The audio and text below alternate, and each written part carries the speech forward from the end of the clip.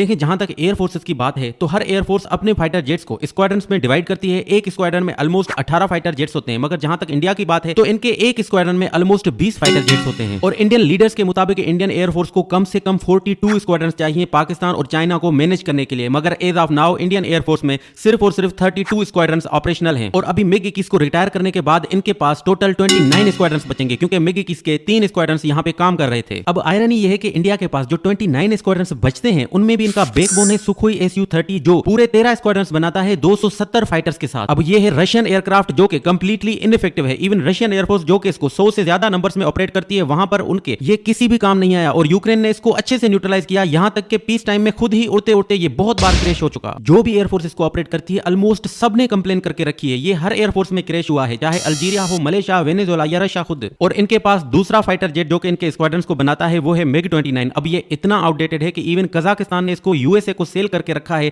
ताकि वो spare parts दे पाएं यूक्रेन को। इवन इस डील को कवर करते हुए इंडियन न्यूज़पेपर ने भी इस फाइटर जेट को ऑब्सोलीट कहा। और बाकी के दो फाइटर जेट्स जो इनके स्क्वाड्रंस बनाते हैं वो नंबर्स में बहुत कम है। एक तो है रफाल जो इन्होंने 36 फ्रांस से लिए थे, और दूसरा है तेजस जो एज ऑफ नाउ इन्होंने सिर्फ और सिर्फ 38 प्रोड्यूस किए हैं। अब इन दोनों में भी ये प्रॉब्लम है कि रफाल पाकिस्तान के अगेंस्ट बिल्कुल भी नहीं चला। जहां तेजस की बात है तो ये कम्बैट प्रूवन नहीं है, फिर भी इंडिया ने अपनी एयरफोर्स को मॉडर्नाइज करने के लिए 97 तेजस फाइटर जेट्स के लिए ऑर्डर दिया है। अब इस फाइटर जेट को हिंदुस्तान एरोनॉटिक लिमिटेड बनाती है, मगर ये इसको बनाने में बहुत ही ज्यादा स्लो है। 2003 से लेकर अभी तक सिर्फ और सिर्फ 38 फाइटर जेट्स को बनाया गया है। 2021 में इंडियन गवर्नमेंट ने इनको 83 तेजस फाइटर जेट्स का ऑर्डर दिया जो कि अभी तक फुलफिल नहीं हुआ। फिर अभी एक और 97 फाइटर जेट्स का ऑर्डर। एक्सपर्ट्स कहते हैं कि हाल इतनी स्लो है कि जब तक ये इन फाइटर जेट्स को बनाएगी तब तक इनकी टेक्नोलॉजी आउटडेटेड हो जाएगी। और यही वजह है कि अब इंडिया से ये वॉइसेस भी आते हैं कि शायद इंडिया अब रशिया से सुखोई 57 फाइटर जेट को बाय करेगा। लेकिन क्या रशिया इसको डिलीवर कर पाएगा ये भी देखना होगा, क्योंकि रशिया ने अभी तक अपने लिए इसी फाइटर जेट को इनफ नंबर्स में नहीं बनाया। और ये सारे मसले देख के Indian air force chief AP Singh ने तो ये तक कह दिया था कि बहुत बार हम कॉन्ट्रैक्ट साइन करते हैं मगर वो टाइम पे हमें नहीं मिलता, हमारा एक प्रोजेक्ट भी प्रॉपर्ली कंप्लीट नहीं हुआ, तो हम वो प्रॉमिस क्यों करें जिसको हम कंप्लीट नहीं कर सकते।